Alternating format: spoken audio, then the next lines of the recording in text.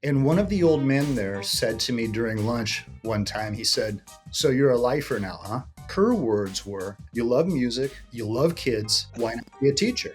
You have to be accepted within your peer group. And if you are not, you become ostracized from your peer group. Welcome to Keep Hustling, where we are going past the why to get to the how. I'm your host, the always hustling Aaron Gordon, aka NY Risk Advisor, aka Mr. Hashtag Keep Hustling.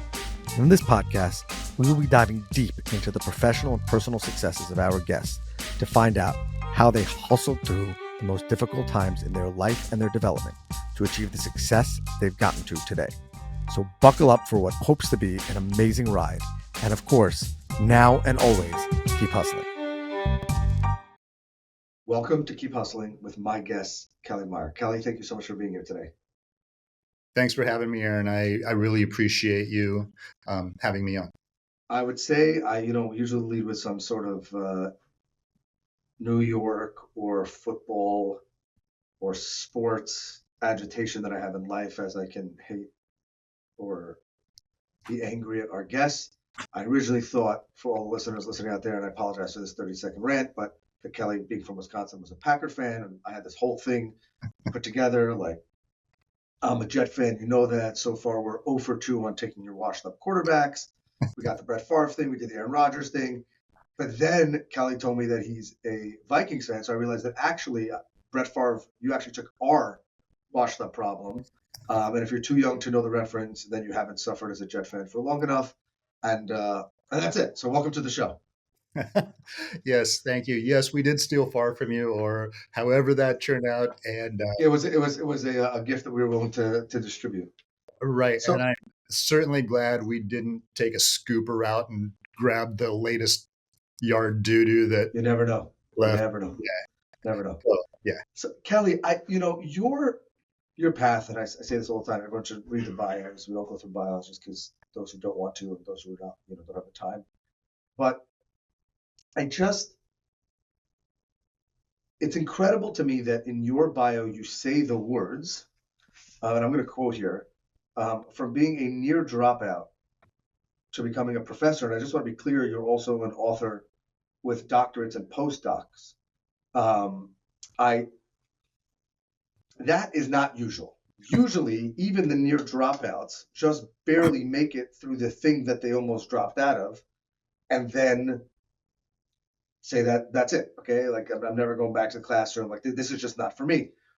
What was it in your journey that made you say, not only do I want to work past this, whatever the negative experience was or whatever the reasons were that you were thinking about dropping out, to I want to complete this level, the next one, and the one after that? Where does that come from?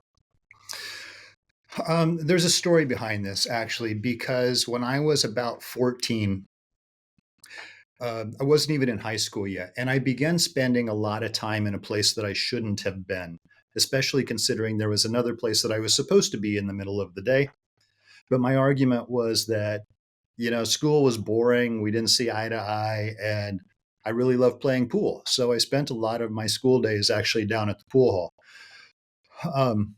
There was one day, though, that in the morning I walked into the pool hall and I noticed an old man getting off of his bar stool at the very end of the bar and walking towards the front door.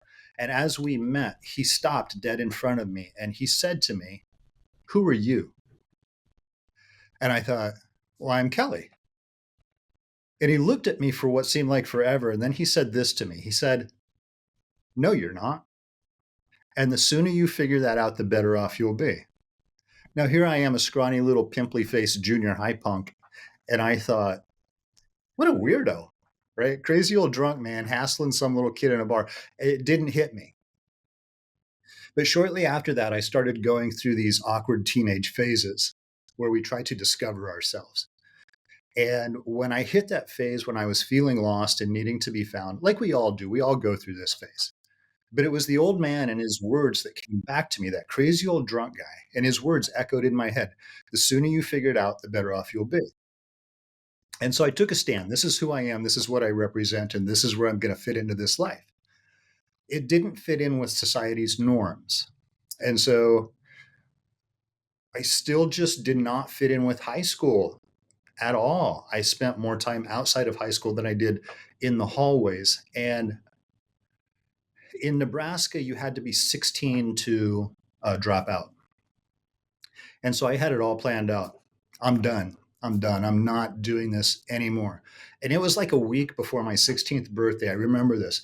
And the principal called me into his office and he said to me, Kelly, I think it would be best for everybody if you dropped out. And in my brain, when I walked into the office, I was ready to sign and be gone. The second he said that, call it the stubbornness in me or the spiteful or whatever it was, my brain just went, nope, I am your problem for the next 2 years. And so I stayed. I graduated with like a 1.8 GPA. Um, had no plans for college. Why? Because I already knew everything. I was that kind of a kid. So I ended up working construction and for about 2 years. And one of the old men there said to me during lunch one time, he said, so you're a lifer now, huh? And my brain again went, no, I'm not. And so I started hitting the band thing really hard. I was a musician. Um, Ended up with a record deal and that fell apart. And at that point, I was really kind of lost again. And I had met my wife. She was my girlfriend at the time. And I'm like, I don't know what to do. I mean, I really am kind of lost. The old man kind of came back. The sooner you figure it out, the better off you'll be. And then her words were, you love music, you love kids, why not be a teacher?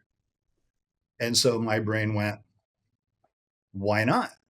I got nothing better to do. So I did. I got my undergrad in education and psychology. Music was my discipline.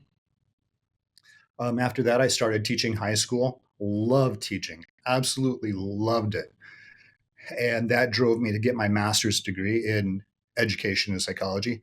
Then went on to get my doctorate in education with postgrad work in psychology and human behavior. I don't have a doctorate in psychology, but just one. But That's one more than me. pardon me. One more than me. And it's okay. And at that point, I was an associate professor working for the university, and the university began going through a reorganization, and none of us really knew if we were going to have jobs or not. And so at that point, unsure of what the future might hold again in my life, I had a conversation with my wife, and we decided that, hey, maybe it's time to step out of the classroom and do what I do full time. Now I had been coaching people and speaking and doing workshops and writing ever since I started teaching at the very, very beginning. That was sort of going hand in hand because human behavior was like a passion to me. So um, I'd been doing both of those almost both full time ever since the very beginning. And so it was time to cut the classroom ties and just do this full on. So I wanna dissect a bunch of parts of that story. Yeah. If that's okay. The first is I find it interesting that the quote from the old man led you to discover that who you were was somewhat against the societal norm. What I mean to say is when you discovered what you were actually looking for, it wasn't where you were supposed to be, for lack of a better term. And I want to get to what the principal said afterwards, but the point is, and yet many would say that if a person, especially a teenager, or even a young adult, discovers in themselves that where they're best, where their energies are best placed, where their hustle is best defined, is outside of the norms, they should actually stick to the norms and squash that. Yet what impacted you the most was realizing and engaging with what was against the plan, which then led you back to the plan. So how do you balance the fact that there are certain, what I'll say, truths of growing up, especially in the US? One of them is probably having to go to school, probably having to go to high school. Let's just take the 16 to 18, and let's just call it all of high school, for lack of a better term. And yet, sometimes the greatest purpose is found, or the greatest growth is found bucking that trend. So, should parents encourage their kids to go against the grain? Should it be a conversation of, we understand, or we're happy that you found this, but we gotta check off these boxes, and then we're going to pursue that? What have you found through working with the people that you work with and through your own journey? And then I want to get back to education, but it should be, what should the view on that be, especially if you have a young person who's dedicated enough and given the thought. This is not just a whim, hey, I want to drive cross country and this is all, If a person discovers themselves, how should we react as a society and as parents to that interaction? There is Robert Sapolsky is an animal biologist, and it seems like I'm going the long way around answering the question, but it'll make sense here in just a moment. And he studied animal behavior, and for some reason, he loves zebras. But I heard him talk about zebras and their natural camouflage. And when you look at a zebra across the savannah, the zebra sticks out like a sore thumb, this black and white stripes against the green grass, brown grass. But the camouflage for a zebra isn't against nature. The camouflage is within the herd. So they're camouflaged against other zebras. So the problem that biologists ran into is that they were studying the zebras and they were watching a zebra and they'd stop to write something down. And when they looked up, they couldn't remember which zebra they were looking at, which is the same problem that the predator has, because a lion doesn't see a singular zebra. It sees this giant mass moving around the savannah. And so the lion won't attack the mass necessarily. So the biologists had this great idea to go out and hit the hindquarters of the zebra with this red paint so that they could follow which zebras they were studying. But guess what happened to the zebras with the red paint? The lions ate them. Yeah, because they stood out above the crowd. And people are like that too. Like, we are afraid to stick our head out above the crowd for fear of it being lopped off, for fear of figurative or sometimes literal losing our lives. Because acceptance, I've discovered, ensures survival. Again, literal and figurative.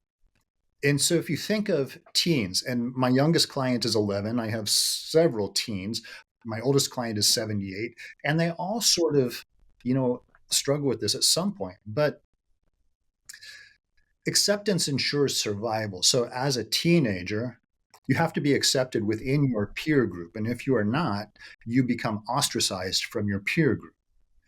At work, whatever your job may be, you have to fit in with whatever the status quo of your job is. And if you don't, you are ostracized from your job.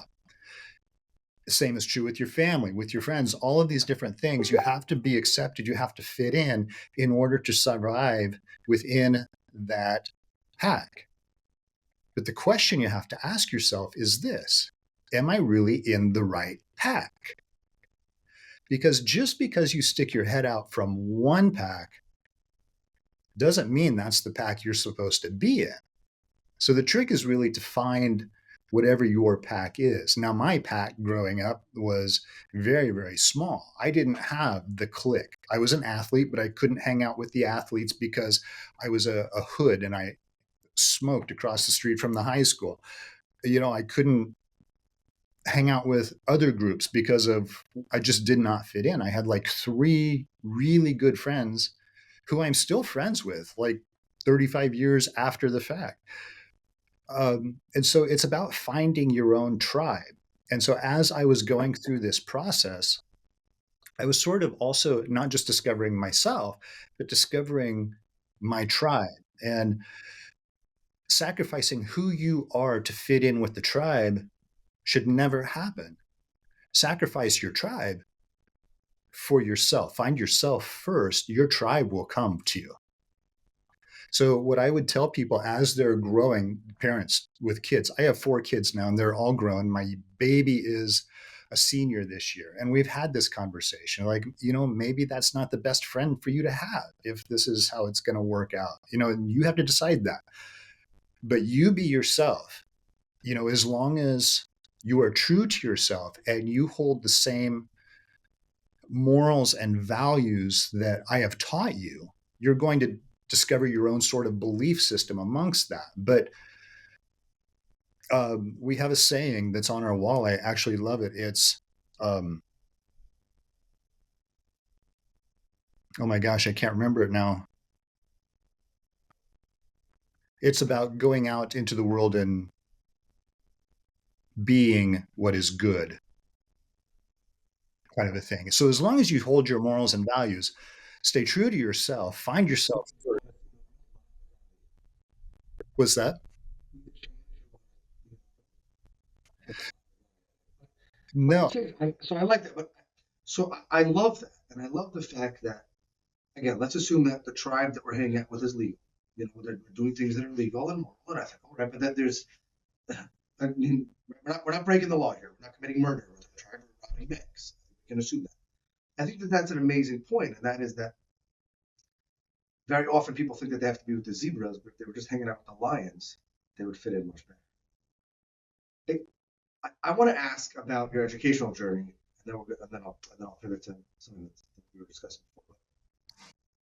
You said that you, for lack of a better term, your journey to higher education for yourself, which then ultimately led to teaching, to love, which then ultimately led to what you're doing now, began out of spite, for lack of a better term, right? Yeah. Yeah. How do you feel about that now? How do you feel about the fact that this whole thing happened, and obviously it worked out, and I don't think you would change it, but like, was it, should the principal have pushed you harder before? Are you happy that you had that spiteful, no, you're not going to tell me attitude as a teenager because look at where it led you? Do you wish the path was more traditional? I just, reflecting on it, obviously the ends justified the means of that conversation, if you know what I mean. Like, yeah. Hey, I'm going to be disrespectful to the principal in the best possible way for me in the outcome and in a great way, because it's not going to be, I'm not going to punch him in the face or curse him out. You know what I'm saying? Right. But like, it's just fascinating to me that small snowball at the top of the mountain, again, it wasn't like you said, or it wasn't like the end of the story ended up being, I'm just going to graduate high school. It's that character trait that put you in the highest form of education. Right. So how do you feel when you reflect on that? And one thing that I've discovered, well, from the very, very beginning, I've always been driven to be the best at whatever I'm doing. At playing pool, I wanted to be the best player at the table. No matter what I was doing in my life, I wanted to be the best at it. And if I wasn't, I needed to figure out how I could be. How much more work do I need to put in? What else do I need to do to be the best at whatever this is that I'm doing? Now, I wasn't always doing what I was supposed to be doing, true, but I wanted to be the best at that. When I look back at my career in high school and what that means to me now, it was lessons. And sometimes when we think of, learning things, when we learn things from people, we think of mentors and people that we look up to, like they're teaching us lessons. But at the same time, all of those things that a lot of people would call negative are also just lessons. That's all it is. It's the meaning that we give things. See, we as humans have a tendency to give meaning to things. And whatever meaning you give to something in your past will become part of your future at some point. And it's that meaning and it's that emotion that's going to keep showing up in your future. So whatever meaning you give in your past, Yeah, I could have very easily at that point said, you know what? F you, and I'm gone, and I'm not dealing with none of this anymore. And I'm no. And then I would go on being, you know what? I am the dropout. I'm the loser. I failed at this. I could have that mentality. And then that mentality is what I'm going to be living with in the future. Instead, I happen to have, and it's hindsight, really. I didn't do this on purpose. Like you said, I did it out of spite, like I said. But at the same time, it was no, I'm not quitting. I'm not going to give up. I'm going to do this and I'm going to make your life miserable for having me here. And I'm going to do the best that I can at making your life miserable for the next 2 years. I think that very often people think that the path has to be a straight one. Others, and it's just amazing how when people look back at these things, often we discover that that moment of what we call in Judaism chutzpah, changed everything. Yeah. Meaning, if the every principal says that they care about their students, some would say that the principal was not being caring in that moment and should have tried to inspire you to stay. You know, Yeah. but Yeah. in that very probably unconscious moment, because I think we'd be giving too much credit to say that the principal analyzed you as a person and realized that he poked you in just the right way, then you would turn up. I don't know, but maybe that's in the subconscious, and I think that that's incredible. I do want to focus for a few minutes on one of the main reasons why I wanted to have you on, and that is now you've taken all of this and you've put it together, and we don't pitch products here. It's not about a product pitch. I just want to talk philosophically about Spark Game because the mission, and correct me if I'm wrong, please, is games and thought-provoking exercises based on the core values of growth, relationships, and wellness. Right. And I've learned a lot in this podcast, meeting people, and also just in my professional and personal life, where if where I believe that if people at least just focused, which is it, focused more on growth, relationships, wellness, development, hustle, that's what it's about, focused on that, they would be so much more successful. Yet, a lot of those things people either assume will just come naturally and you'll get those reps in your mind or in your heart, or they assume that it doesn't really matter because it's just about doing whatever it is and not taking the time out. And they don't make the time because they don't feel it's important. So I'd love to know like behind what happened, why you feel it's important, and what are the biggest lessons you've learned taking on the Spark Game project.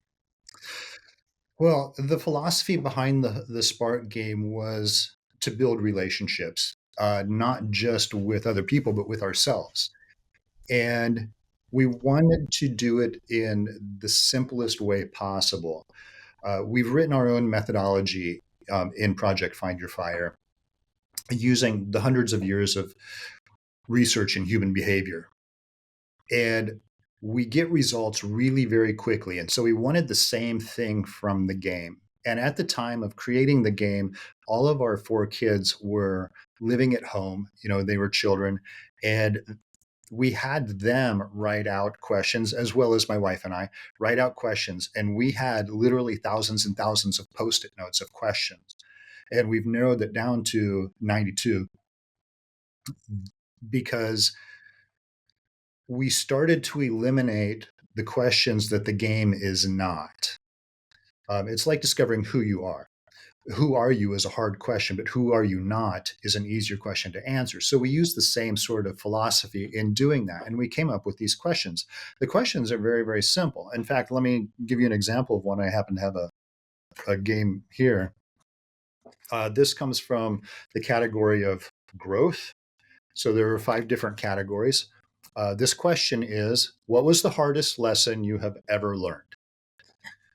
Now, the person who draws the card answers the question out loud. Now, here's the trick, the mind trick of how the card works. We categorize people. within the first few seconds of meeting somebody, we categorize them, we put them in a pretty box, we label them, and we put them on our shelves. You've categorized me. We've only known each other for several minutes now. I've done the same with you. We just naturally do that. If I asked you the question, what was the hardest lesson you have ever learned? The question is actually going to come from the box of your perception of me.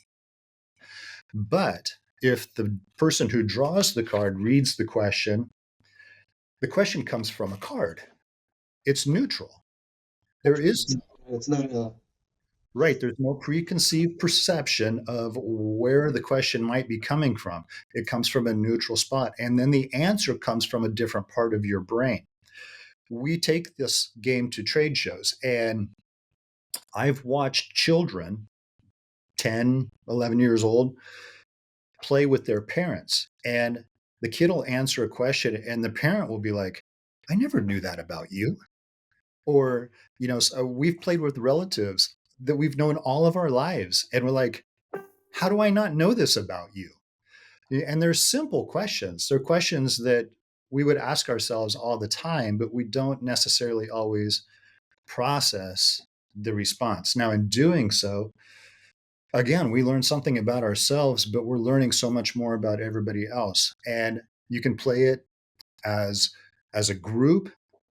My wife carries a game around in her purse. And so when we're at the airport at the gate, she'll just go to a random stranger and say, pick a card, any card, and they'll start a conversation. She's made lifelong friends, doing this. I've seen people use it as a daily, just sort of a daily meditation point. Okay, so now I'm going to, journal about that, or however it works. There are a number of ways you can use the question, but that's the philosophy behind the.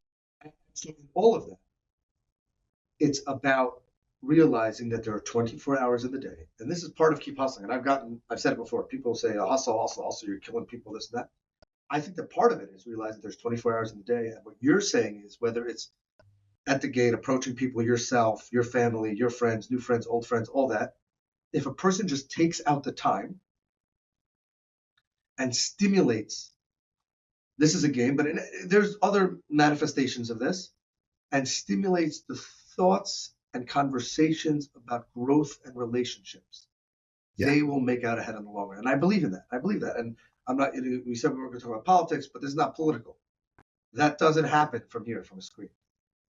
That doesn't happen from a screen. And I'm not talking about, oh, you say that you're going to, have a conversation with, you have a partner, let's say in this game, and everyone picks a card every day, and this person happens to be out of town, and you use a phone. That's not what I'm talking about. I'm talking about the average building relationships in that. And I think that people, if they do that, and if they see that, and are inspired by your work, and even see your story and realize that a lot of your story, your success, and your growth really came from that introspection, and that was the hustle level up, for lack of a better term, then people will actually take out the time and they'll see that incredible exponential success. So I'm inspired by it. I want to get one, and we'll kind of, and I hope others do. Whether it's with the game, we said we weren't going to sell it, or whether it's just on their own. I think that the world would be a better place if people were introspective and thoughtful, even for 90 seconds a day, about these things. Yeah. And it's one of those things, like I said, the questions are simple, and people can just, with your spouse at the end of the day, people struggle with their relationships in their spouse. They sort of, after several years, they start to lose the passion, lose the connection. My wife and I have been married for 32 years. And I would be lying to you if I didn't tell you that, yeah, there have been moments, but at the same time, at the end of the day, we push each other and we understand that. But, with your spouse, just say something like, if you could be any animal for a day, what would it be? Ask them something that you don't necessarily know, but it doesn't have to be a hard question. It doesn't have to be emotionally draining, or hey. Just go with it, and that will stimulate the conversation. I love that. Absolutely. Absolutely love that. Kelly, I'm so happy that you came on. I love your story. I'm inspired. I think that everyone should do something, either from listening to your story or from the sport game, and just be inspired to level up their hustle in that way. So really, thank you for being here. As you know, we have a closing tradition on this podcast where we ask our guests to leave us with their favorite motivational or inspirational quote and what it means to them. Also, with that, I'll say thank you again, Kelly Meyer, for being here. Everyone should check out your contact information. Check out the project Find Your Fire, because I know that they'll be inspired and us will be inspired. So with that, the floor is yours. Okay, so there are a number of them that stand out to me. In fact, in my office, I have a giant whiteboard and I have different notes to myself, reminders to myself, things that I would normally tell my client. And the one that I'm seeing is, what is your slow elk? And the story behind this is that on the indigenous reservations in South Dakota, extreme poverty. And I have heard that there is something out there called slow elk hunting. Now, a slow elk is essentially a cow, and the young men in the middle of the night will go out slow elk hunting to a neighboring rancher or wherever, but they would go out and kill a cow or two, load it up in the truck and bring it back and spend the night butchering it. And so when everybody in the town wakes up in the morning, they will have a package of fresh meat that is going to keep them literally alive. And so I started thinking about that, and I thought, these young men, it's not necessarily the most legal thing to do. And so they're risking their livelihood, they're risking their freedom, and depending on the rancher, they're risking their lives in some aspect, but they're doing so that the entirety can survive for the benefit of the whole. And so I ask myself this, and this is the question on the board: what is your slow elk?